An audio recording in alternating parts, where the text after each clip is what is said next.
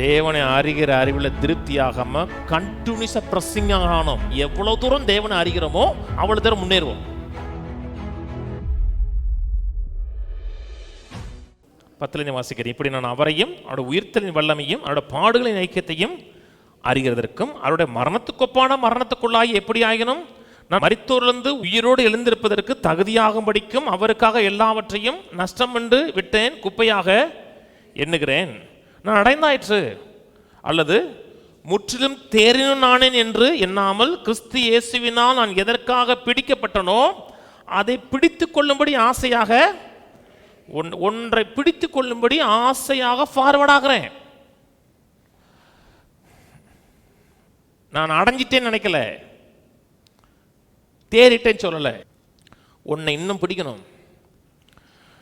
அது என்னன்னா அவர் அறிகிற அறிவு. 13 நிருபங்கள் எழுதின மனுஷன். இந்த மனுஷன் சொல்றது அப்போஸ்தலனாகிய பேதுரு சொல்றாரு, அவர் சொல்றது எனக்கே விளங்கலைங்கிறாரு. சில நேரத்தில் இயேசு கூட இருந்த மனுஷன் சொல்றாரு எனக்கு விளங்கலை, ஆனால் தேவனோட வார்த்தைங்கிறார். அவர் அவ்வளோ ரெவலேஷனை பெற்ற மனுஷன் சொல்றாரு நான் எல்லாம் தெரிஞ்சிருச்சு, நான் தேறிட்டேன். அப்படி என்னலை, கிறிஸ்து இயேசுவினால் நான் எதற்காக பிடிக்கப்பட்டேன்?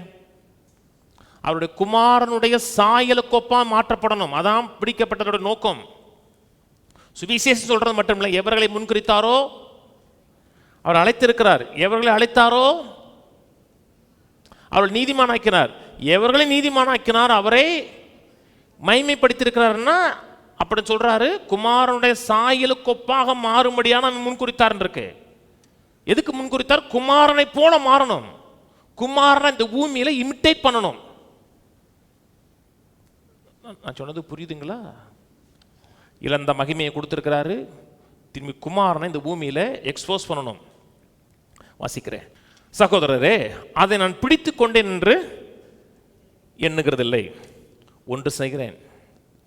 இவர் அந்த ஒன்று தான் ரொம்ப அவசியமானது, ஒன்று தேவையானது. ஒன்று தேவையானதுன்னா அதான் நீடு.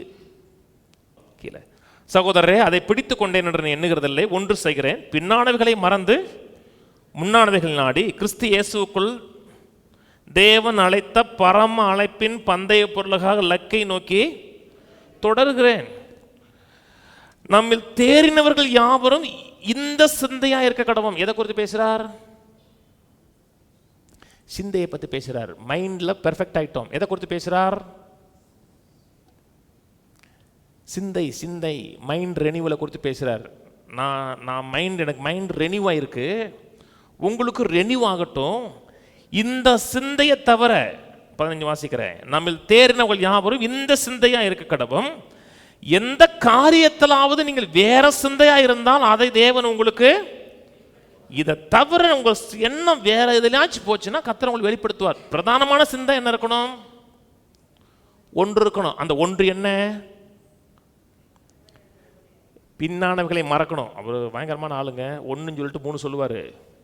இந்த 3ம் ஒன்றோட ஒன்று கனெக்ட் ஆனது. ஒன்று மிஸ் ஆச்சுன்னா இன்னொன்று செயின் உடைஞ்சிரும். ஒன்று செய்கிறேன், பின்னானவைகளை மறந்து முன்னானவைகளை நாடி கிறிஸ்து இயேசுக்குள் தேவன் அழைத்த பரம அழைப்பின் பந்தய பொருளுக்காக லக்கை நோக்கி 3 காரியம் சொல்றாரு. ஒன்று செய்கிறேன்னு சொல்லிட்டு 3, பின்னானவைகளை மறக்கிறேன், முன்னானவைகளை நாடுகிறேன், கிறிஸ்து இயேசுக்குள் தேவன் அழைத்த பரம அழைப்பின் பந்தய பொருட்கள் லக்கை நோக்கி. அந்த லக்குங்கிறது தேவனை அறிவது. இந்த முழு வாழ்க்கையும் தேவனை சார்ந்ததாக இருக்கிறது. ஒரு ப்ரீச்சர் தேவனை அறியாமல் ப்ரீச் பண்ண முடியாது. தேவனை அறியாமல் ப்ரீச் பண்ணோம்னா அது மதமாக இருக்கும், அது ஜீவனாக இருக்காது. இவருடைய நோக்கம் கிறிஸ்துவை அறியணும், கிறிஸ்துவை அறிந்து டீச் பண்ணணும். அதுக்கு நான் பின்னானவைகளை மறக்கிறேன். நான் எப்படி இருந்தேன், நான் யூதனாக இருந்தேன், பின்னாடி எழுதுறாரு, நான் யூதனாக இருந்தேன், பரிசனாக இருந்தேன், பக்தி வைராக்கியத்தின் மாதிரி அப்படி இருந்தேன், இப்படி இருந்தேன், அதெல்லாம் மறக்கிறேன். அதெல்லாம் மறக்கிறேன். அப்புறம் இன்னொன்று நாடுறேன். ஒன்றை மறக்காமல் நீங்கள் ஒன்று நாட முடியாது.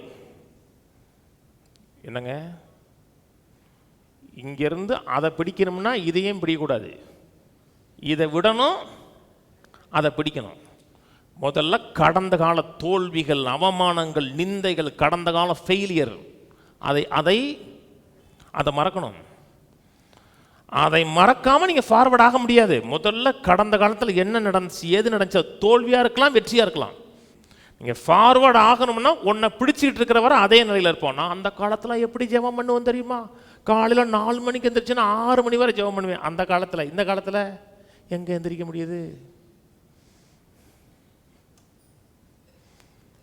அப்படின்னா நீங்கள் ஒரு இடத்துல நின்றுட்டீங்க.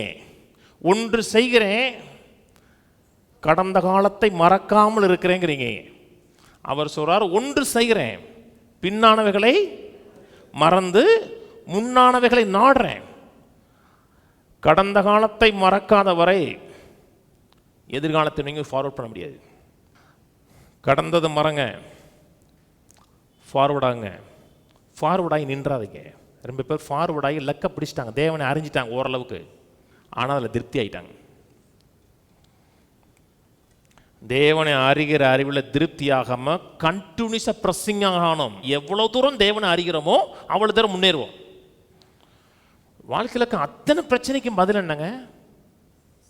நான் சொல்கிறது அத்தனை பிரச்சனைக்கும் பதில் என்ன?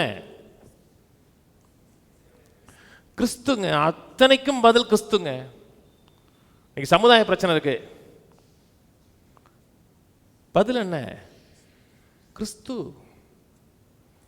ஆம்பளை பெருசா பொம்பளை பெருசான்னு சண்டை இருக்கு, பதில் என்ன? கிறிஸ்து. கருப்பனா சிகப்பனா, பதில் கிறிஸ்து. யூதனா பிரஜாதியனா, பதில் கிறிஸ்து. நீங்க சந்திக்கிற அத்தனை சமுதாய பிரச்சனைக்கும் குடும்ப பிரச்சனைக்கும் பதில் கிறிஸ்து.